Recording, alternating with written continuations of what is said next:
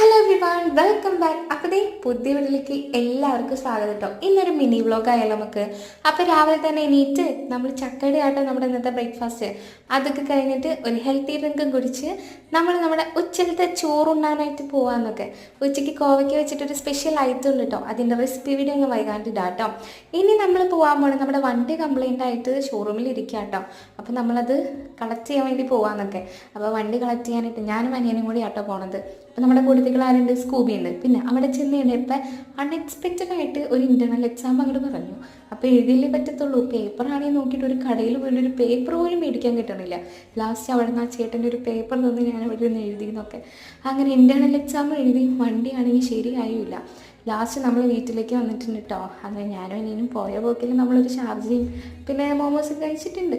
അങ്ങനെ ഇന്നത്തേക്ക് ഇത്രയുള്ളൂ. ഇഷ്ടമാണെങ്കിൽ ലൈക്ക് ചെയ്യുക, ഷെയർ ചെയ്യുക, സബ്സ്ക്രൈബ് ചെയ്യുക. അപ്പോൾ love you all and Tata.